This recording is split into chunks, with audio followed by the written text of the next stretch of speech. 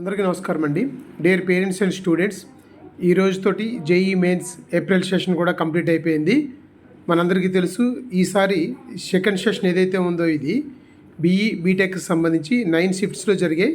అది 2nd, 3rd, 4th, 7th, 8th ఏప్రిల్లో ఈసారి షిఫ్ట్లు అయితే జరగడం జరిగింది. ఈ డేట్లో అయితే డేట్స్ అయితే మనకు తెలుసు కంప్లీట్ అయిపోయింది. కానీ ఎగ్జామ్స్ సంబంధించినటువంటి ఫైనల్కి ఎప్పుడు వస్తుంది, తర్వాత దీనికి సంబంధించినటువంటి ఫైనల్ రిజల్ట్ ఎప్పుడు వస్తుంది అని ఎదురు చూస్తూ ఉంటారు. కాకపోతే ఎగ్జామ్ అయిపోయింది కాబట్టి ఏ పేపర్ ఎలా ఉంది ఏంటి అనే అనాలిసిస్ చాలా వరకు కూడా మనం మాట్లాడుకున్నాం. తర్వాత రేపు అన్ని సెషన్లకు సంబంధించి ఏ సబ్జెక్ట్లో ఏ రోజు పేపర్ ఎలా ఉంది, మోడరేట్గా ఏ పేపర్ ఎలా ఉంది, డిఫికల్టీగా ఏది ఉంది, ఈజీగా ఎలా ఉంది అనేది ఒక అనాలిసిస్ చేసి రేపు మాట్లాడదాం. మరి ఎగ్జామ్స్ కంప్లీట్ అయిపోయినటువంటి ప్రతి స్టూడెంట్స్ కూడా జేఈ మెయిన్స్ అంటే అయిపోయింది, కానీ అడ్వాన్స్ ఇంకా ఉంది. అడ్వాన్స్కి ప్రిపేర్ అవ్వాలి. అడ్వాన్స్ అన్నది మనకు చాలా ఇంపార్టెంట్. ఎవరికైతే ఐఐటిలో జాయిన్ అవ్వాలని ఒక ఆస్పిరెంట్స్ ఉంటారో మీ అందరికీ కూడా జేఈ అడ్వాన్స్ని చాలా సీరియస్గా తీసుకోవాలి. ఈ ఒక్క రోజుకే మీరు రిలాక్స్ అవ్వాలి.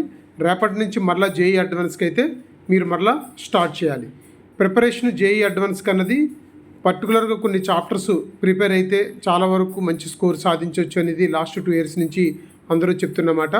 దాన్ని బేస్ చేసుకొని last time mathematics, physics, chemistry ఈ సబ్జెక్ట్స్లో ఏ చాప్టర్లో ఎక్కువ స్కోరింగ్ ఉంది అనే విషయాన్ని కూడా మనము రాబోయే వీడియోలో మాట్లాడుకోవచ్చు.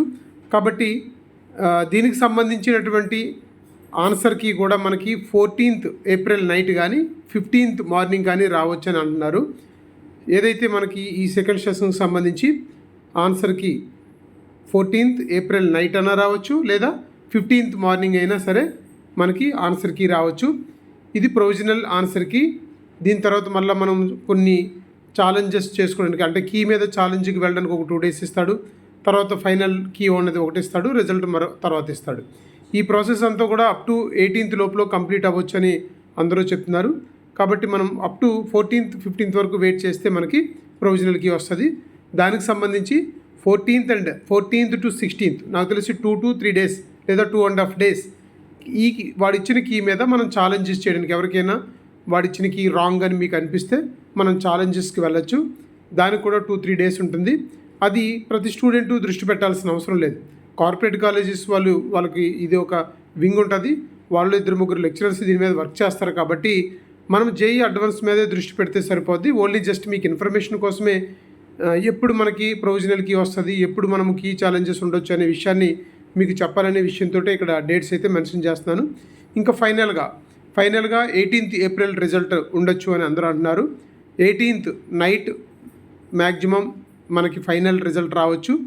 మరి 18th వరకు అందరూ ఓపిక పట్టండి. కానీ చాలా వరకు కూడా ఈ ఎగ్జామ్ రాసినటువంటి వాళ్ళు జేఈ మెయిన్స్ మంచి స్కోర్ వస్తుంది, నేను క్వాలిఫై అవుతా అన్న వాళ్ళందరూ అడ్వాన్స్కి రెడీ అవ్వండి. లేదు జేఈ మెయిన్స్లో నాకు మంచి స్కోర్ రాదు అని ఒక డిసైడ్ అయిపోతే మాత్రం ఎంసెట్కి వెళ్ళిపోండి. లేదా కొన్ని ప్రైవేట్ యూనివర్సిటీస్కి ఎంట్రన్స్ ఎగ్జామ్స్ మీరు రాసుంటారు, లేదా ఇంకా రాయడానికి ప్లాన్లో ఉంటారు. దానికి తగ్గట్టుగా ప్రిపేర్ అవ్వండి. ఇది ఇప్పుడు చాలా క్రూషియల్ టైము. ఏదైతే ఈ 1 month ఉందో ఈ 1 month వెరీ క్రూషియల్. 18th ఎలాగా మనకి రిజల్ట్ వస్తుంది. తర్వాత ఈ లోపల మనం ఏమేమి ప్రిపేర్ అవ్వాలనేది ఒక డిసైడ్మెంట్ అయితే బాగుంటుంది. మరి దీనికి సంబంధించి నెక్స్ట్ వీడియోలో ఏ ప్రైవేట్ యూనివర్సిటీల్లో ఎప్పుడెప్పుడు ఎంట్రన్స్ ఎగ్జామ్స్ ఉంటాయనే విషయాన్ని కూడా మీకు అప్డేట్ చేస్తూ ఉంటాను. అలాగే జేఈ అడ్వాన్స్కి సంబంధించి మీరు మ్యాథమెటిక్స్, ఫిజిక్స్, కెమిస్ట్రీ గురించి చెప్తాను. కాబట్టి అందరూ కూడా వీడియోని లైక్ చేయండి, షేర్ చేయండి.